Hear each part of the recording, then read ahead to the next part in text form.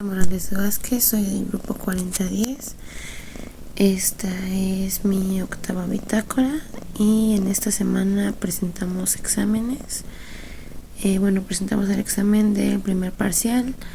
Para esta bitácora voy a explicar todas las respuestas del examen.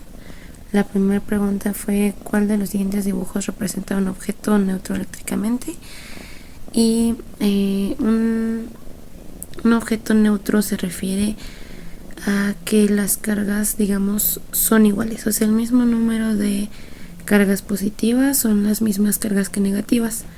Muchos se confunden con que un objeto neutro es que no tiene cargas, pero pues realmente es que hay un equilibrio entre las cargas positivas y las cargas negativas. La siguiente pregunta fue que elaboráramos una serie de dibujos donde se simplificara dos formas de cargar eléctricamente un cuerpo neutro.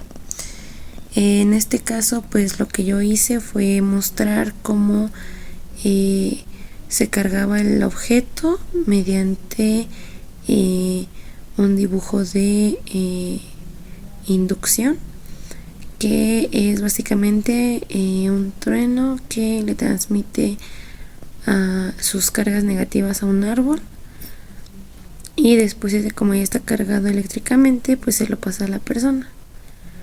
Después dice: explica alguna forma para almacenar la carga eléctrica, y yo le puse que en un globo podemos almacenar carga negativa frotándolo en un suéter de lana. Esto ya de hecho se había mostrado en bitácoras anteriores, como al frotar un suéter de lana con un globo, el globo le quitaba las cargas negativas al suéter de lana, ya que las cargas positivas no se pueden mover. Como tercer parte, como más bien cuarta pregunta, dice: se coloca una carga negativa en las coordenadas 3, menos 2 metros y una carga positiva en las coordenadas menos 3,2 metros. Si ambas cargas son de la misma magnitud, ¿cuál imagen representa sus líneas de campo eléctrico? Básicamente ahí lo más importante era fijarse en las coordenadas, ya que muchos se confundieron en las coordenadas. Realmente solamente era contar y así podrías obtener fácilmente las cargas. Después tenemos las preguntas, con incisos, y es, ¿qué es una corriente eléctrica? Y la respuesta es que es un flujo o movimiento de los electrones. Después dice que cuáles son las unidades de la corriente eléctrica. La corriente eléctrica se mide en amperes, y después sigue potencia eléctrica. La potencia eléctrica es el voltaje multiplicado por la corriente. Y luego la D dice: si aumentamos la resistencia en un circuito, la corriente va a disminuir. Aquí podríamos usar la ley de Ohm, que aquí es: si aumentamos la resistencia en un circuito, la corriente disminuye. ¿Cómo vamos a obtener corriente? La fórmula es voltaje sobre resistencia, y es obvio que entre más resistencia haya, menos corriente va a haber. Después sigue la corriente alterna. La corriente alterna cambia de dirección constantemente, y la directa nunca cambia de dirección. Después, en la siguiente pregunta, decía que dibujáramos las líneas de un campo magnético en el siguiente imán. El imán prácticamente las líneas del campo magnético van alrededor de ella, surgiendo cada línea desde los polos, como se muestra en la imagen. Posteriormente dice que son los ejemplos de ondas mecánicas, y un ejemplo de ondas mecánicas son los terremotos. ¿Por qué es un terremoto? Esto es, el movimiento de las placas tectónicas, ya que es el movimiento de un resorte, o también puede ser, por ejemplo, explicábamos en bitácoras anteriores las vibraciones de instrumentos, como la cuerda de una guitarra o, por ejemplo, el movimiento que antes mencioné de las placas tectónicas. Después dice que cuál es la relación entre un motor y un generador eléctrico.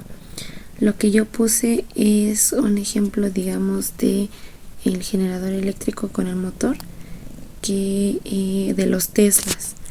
Necesitamos un generador eléctrico para poderle dar, digamos, potencia al motor del Tesla y este avance. Bueno, un motor transforma la energía eléctrica en mecánica, bueno, en energía mecánica, y el generador transforma la energía mecánica en energía eléctrica. Es decir que, pues, como lo había explicado con el carro Tesla, el motor usa la electricidad para poder producir la energía mecánica. Por último, la pregunta dice, suponiendo que se conecta una cafetera de 750 watts a la corriente eléctrica durante 50 minutos de lunes a viernes en un periodo de 60 días, si el costo del kilowatt es de .793, ¿cuánto se deberá pagar de consumo eléctrico para la cafetera en dicho periodo?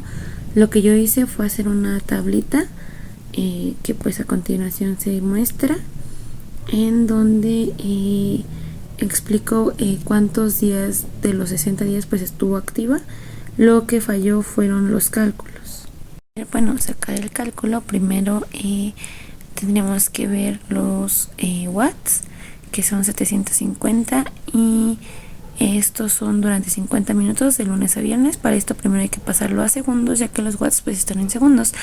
Entonces digamos que son 700 watts, bueno, 750, y pasarlos a los segundos, que sería 60, porque cada minuto tiene 60 segundos, por los 50 minutos de cada semana son 3000, por 750 da 2.250.000, y esos serían